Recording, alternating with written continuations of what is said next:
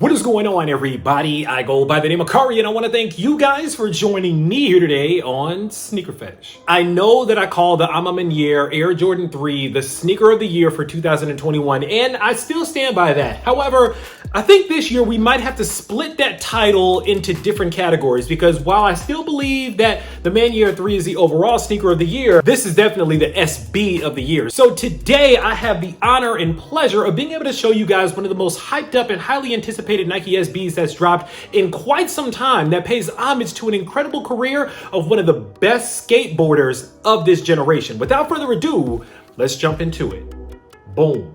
And there it is, ladies and gentlemen. This is the Nike Dunk SB Low What the Paul. Not only do they look really good, and that's saying a lot because I tend to be a little bit more judgmental of these what the type of mismatch type of colorways here, but I really appreciate the fact that Nike dug deep into these sneakers to really tell the story of Paul Rodriguez's career. I haven't really seen anybody walk us through the career of Paul Rodriguez and why these sneakers mean so much to him, why each one of these mean a lot to him. Now, as you guys may or may not know, Paul Rodriguez is a highly decorated skateboarder. We're going to talk about his medals, we're going to talk about his career, but just taking an overall look at the sneaker here, it's a regular Nike Dunk Low SB as far as the build of the sneaker itself, the silhouette itself. There's nothing really different about the silhouette, but because there's so many different elements within the sneaker itself, I thought that it would be better and a little bit more fun today to walk through each one of his signature models and kind of what was going on during those years and where it's pointed out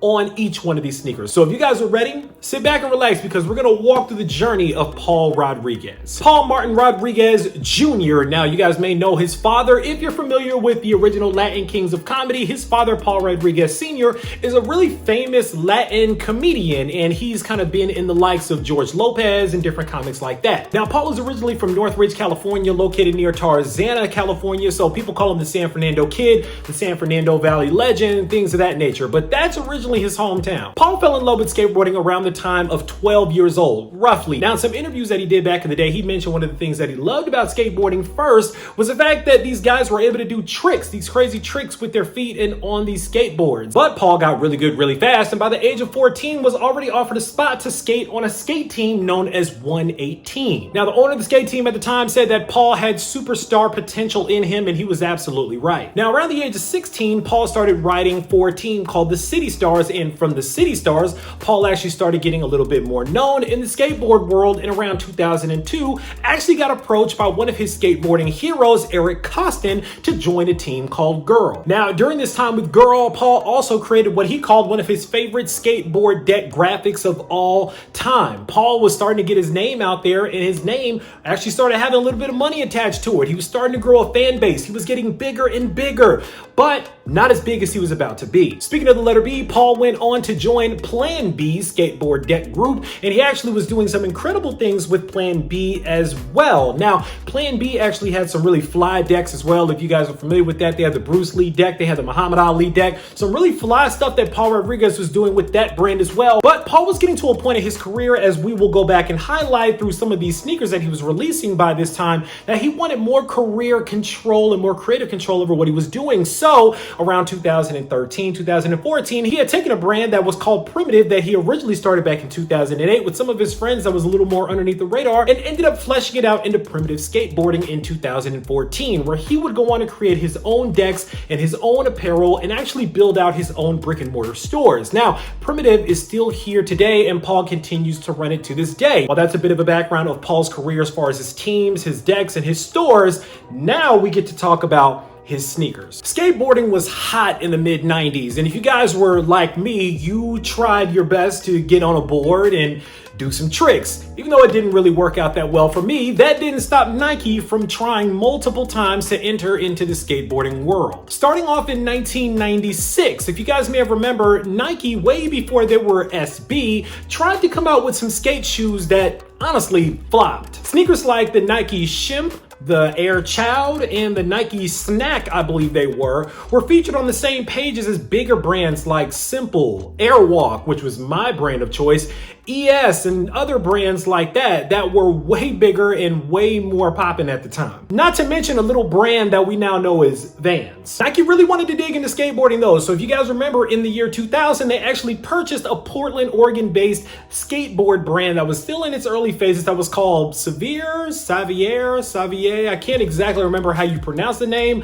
but they bought it. Now that led to the official launch of Nike SB in 2001, where they brought on people like Sandy Bodecker, who was an OG in the game, kind of Mark Parker's right-hand man, to really flesh out what the skateboarding industry would mean to Nike and what Nike would be able to provide to the industry. Now the launch of SB led to the 2002 launch of Nike SB's first ever sneakers to commemorate the first 4 members of the Nike SB team. If you guys remember, that team was Danny Supa, Gino Linucci, Reese Forbes, and Richard Mulder. And each of them got their own dunk that kind of paid homage to their hometowns. Now also in 2002, Nike decided to double down with some really hot brands that they collaborated with, like eBay on a charity dunk that ended up selling for $30,000, and a little pack with a little brand that's now known as Supreme. And if you know anything about sneakers, then you know that the Supreme dunks are grail status for a whole lot of collectors. And that brings us to 2004, when the skateboarding world was being turned on its ear when Paul Rodriguez announced that he was leaving S Footwear to move over to Nike SB. This was a huge deal for Paul Rodriguez because working with a huge brand like Nike was a big deal, but Paul brought a lot to the table. He was already winning medals on a professional level starting in 2002. In 2003, Paul had gotten the bronze medal at the X Games, and in 2004, the same year that he signed on with Nike, he won gold at the X Games competition again. Needless to say, all the attention that Paul Rodriguez was getting, especially after winning those gold medals, was getting him the attention of Nike, who decided to bet the farm on him by making him the first Latino that they had signed on to the skateboard brand, and also giving him the first signature model for their skateboarding brand as well. Now, prior to the release of the first signature model, Paul Rodriguez actually had collaborated in 2004 on the Delta Force, which gives us our first design cue on the What the Paul, this SHS Dubray on the left shoe. Now, SHS was a skate crew that Paul used to skate with back in the day. Now, it's been said that the SHS stands for Sylmar High School, but it's still a bit of a rumor, as Paul and those original crew of guys that he was skating with that created the SHS crew said that they wanted to keep it under wraps. 2005 would prove to be a good year for Paul Rodriguez, as he won 4th place in the Do Action Sports Tour and yet again won a gold medal in the X Games. Naturally, people were very excited to have Paul Rodriguez as the new face of Nike SB and decided to team him up with some really fly collaborators on that model. Now, some of those collaborations are actually featured in the What the P-Rod, so let's take a look at the P-Rod 1 inspirations in the shoes. Starting with the toe box on the left sneaker here, you see this brown kind of with this splash of black on here. That pays homage to the Stash collaboration on the P-Rod 1 that he did with the New York-based artist Stash. Now, that model was pretty dope because it actually featured a New York skyline in the quarter panel of the shoe. I thought that was really fly. One other really dope thing about the P-Rod 1 and the P-Rod 2, and I believe the P-Rod 3, was that they weren't releasing back-to-back every year. I believe that started around the P-Rod 4 or 5. So you actually got 2 years worth of different iterations of these models that were coming out before we got the new model. And because of that, some really dope collaborations were actually happening in the second year of the sneaker being out. And you can see that in the quarter panel of the left shoe. On the medial side of the left shoe here, this white leather on the back panel, kind of this back quarter of the shoe, features this kind of quilted design here with the Paul Rodriguez logo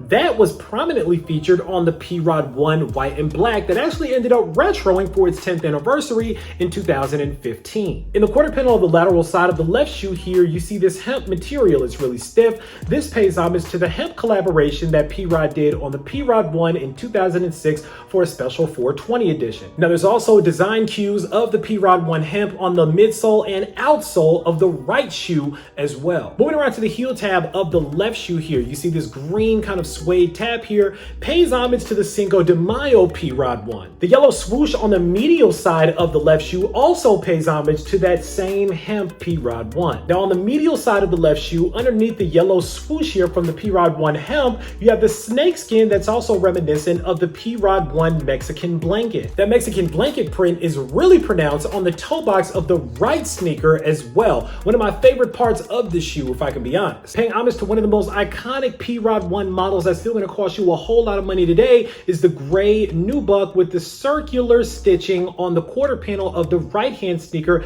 that pays homage to the J-Rod P-Rod 1. Now, Paul Rodriguez naturally was probably seen as kind of like the Michael Jordan of skateboarding at the time. He had a lot of potential and people were really excited about what he was going to give to the sport. And he delivered time after time after time in being top ranked in a lot of the competitions that he was in. So naturally, Nike wanted to team him up with the guy that was designing a lot of really dope Jordans at the time as well, Tinker Hatfield. And he actually got an official Jordan collaboration with the J-Rod that actually featured a Jumpman on the tongue, and then a reiteration of the J-Rod on the P-Rod 9 featured a Jumpman on the heel. 2007 and 2008 come, and now it's time for the P-Rod 2 to come out that accompanies Paul with 2 more medals underneath his belt, a second place medal at the Do Action Sports Tour in 2008, and a silver medal at the X Games in 2008 as well. The P-Rod 2 took some style cues from some really iconic sneakers, namely the elephant print around the toe box and on the mud guards of the shoe. Now, this took homage actually from one of the original P-Rod 2 models, kind of this black and red colorway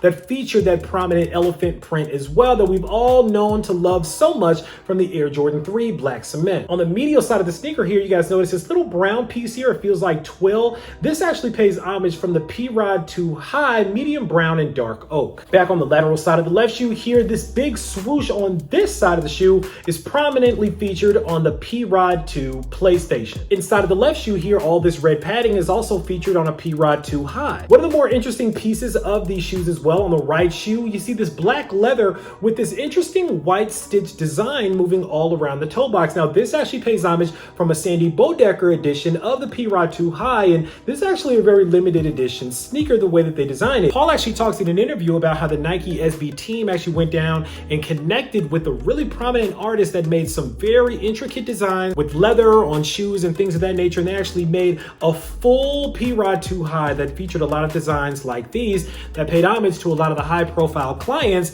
that person was actually working with at the time. So this is actually a really special touch here on this shoe. On the lateral side of the right shoe, you see the elephant print on the eyelets right here. That also pays homage to the Gray Haze P-Rod 2. Right underneath that elephant print eyelet here, you guys see this black leather swoosh here with the yellow stitching around it. That actually pays homage to what's known as the Hat Rods, a Tinker Hatfield designed P-Rod 2. Right above that, right around the collar, around the entire sneaker here, you see kind of this cross hatch little design here in black. That's actually made to represent carbon fiber, similar to how carbon fiber looks inside of the Air Jordan 13 carbon fiber shank plate. That also comes from that same shoe, that Tinker Hatfield Hat Rod sneaker. On the heel tab of the right shoe, you guys notice kind of this rainbow heel tab with the Paul Rodriguez signature in it. That actually comes from a collaboration between Nike and Hiroshi Fujiwara that we all know as the founder of Fragment, and that actually came from another P-Rod 2 as well. The blue quilted lining also comes from another P-Rod 2 as well. That was the white cement and true blue colorway. 2009 landed Paul Rodriguez second place at the famous Battle of the Barracks, as well as second place in the Do Action Sports Tour and another gold medal. He was back on top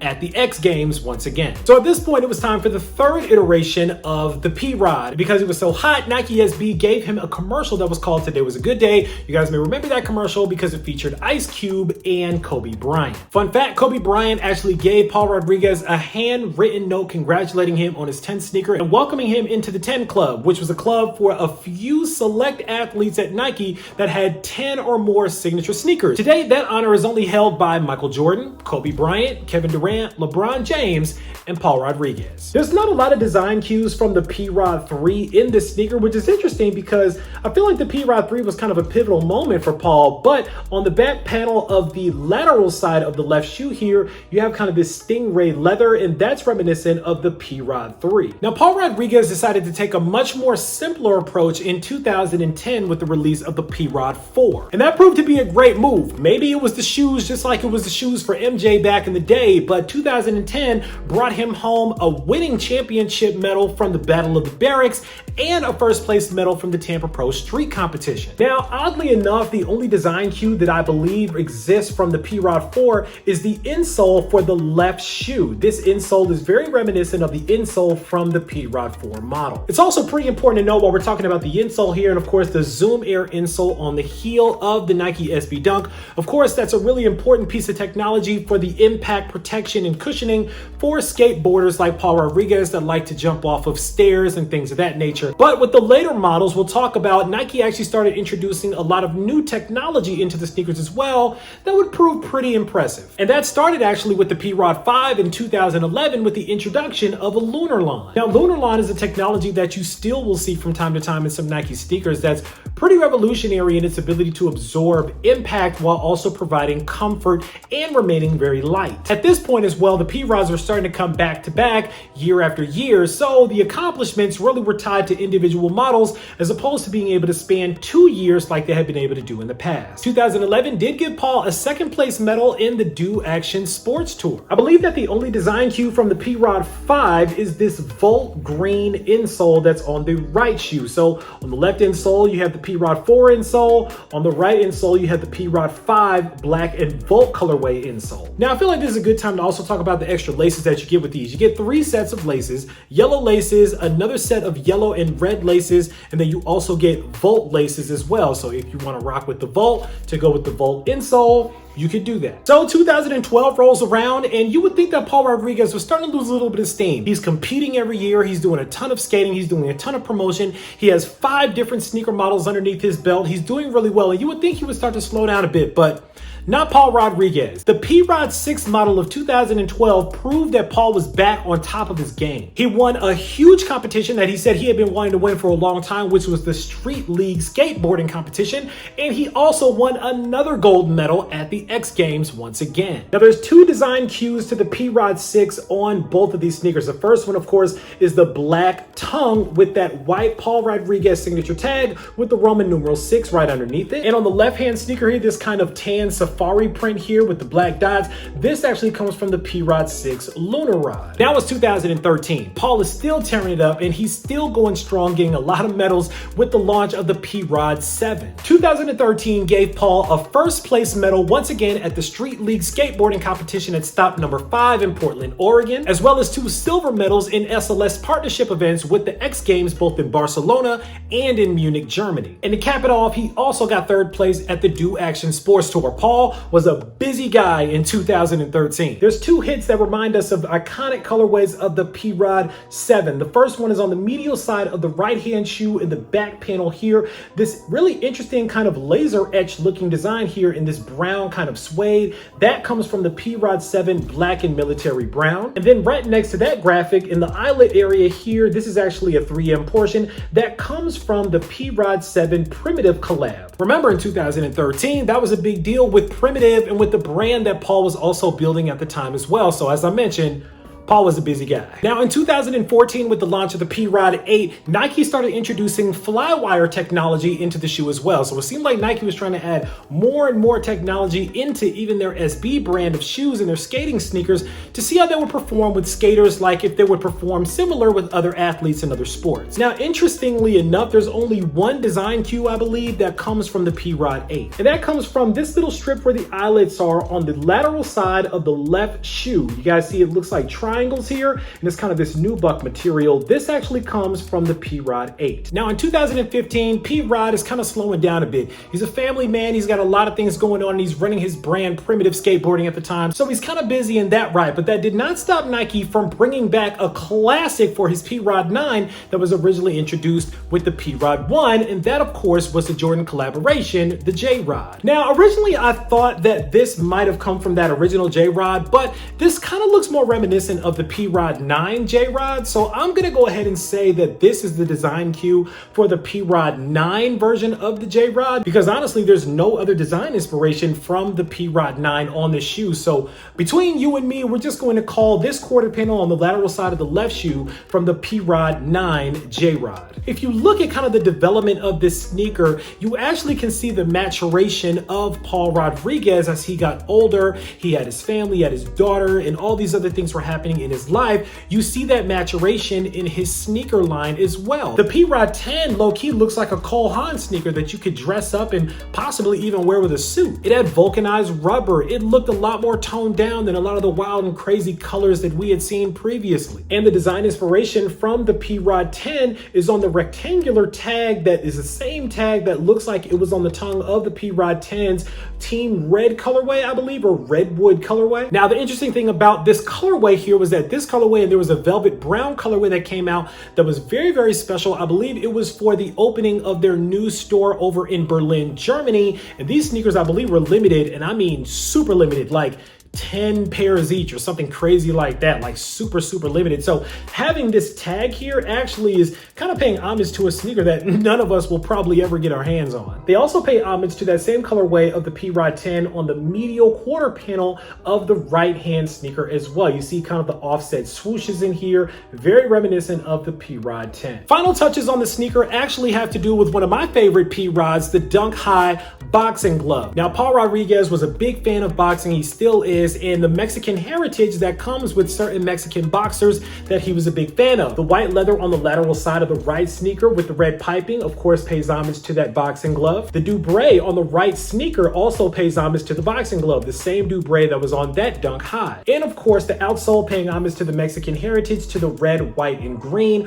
On the outsole of the left-hand shoe also pay homage to the boxing glove Dunk High as well. And guys, that is pretty much it when it comes to the Nike SB Dunk Low What the Paul. What an incredible sneaker, what an incredible career, what an incredible legacy that Paul Rodriguez has left in the world of skateboarding, fashion, sneakers, and so many other things. I could go on and on about Paul Rodriguez. We haven't even touched on the sample P-Rods that have come out over the years that told some incredible stories but never saw the light of day. One of my personal favorites was actually the Albertsons version of the J-Rod P-Rod 1 that actually paid homage to the Albertsons grocery store where Paul Rodriguez grew up skating the back of on their loading dock. So there's a lot more we could touch on that we just don't even have time for today, as I'm really only scratching the surface because we haven't talked about the tricks that he's landed and all the other impacts that he's done and the other things that he's done out here. But you guys can do your Googles if you want to take a deeper look at what Paul Rodriguez has done to his community. But the reason why I wanted to really walk down memory lane of this sneaker is to get you guys to really understand how special this sneaker is if you were one of the lucky people that was able to get your hands on it. I was not. Unfortunately, I entered a ton of raffles for these sneakers, and thanks to good people like Josh Ong on Twitter who actually let me use his pair to actually show you guys today, that's the only way I was even able to get these sneakers in my hand. But the question of the day is the What the Paul worth the $1,000 price tag that's currently on it? And if you want my personal opinion, my answer is yes. And the reason is because this sneaker really tells an incredible story. And if you guys know me, you know I love a good story. And the story of Paul Rodriguez is one of my favorite stories of any athlete out here in any sport. Someone that came from a really small subculture like skateboarding, becoming the household name that he became, getting 10 sneakers in with Nike and Nike SB, and then getting this incredible culmination of those 10 sneakers really says a lot to what he's done and what he's accomplished out here. So yeah, I think that it's actually worth the money if you can get your hands on them. Now, obviously, I wish I could get them a little bit cheaper. And unfortunately, I know a lot of you guys are huge P-Rod fans and grew up watching him and skating and getting scraped up and bruised up like he did. And unfortunately, we're not able to get your hands on these just because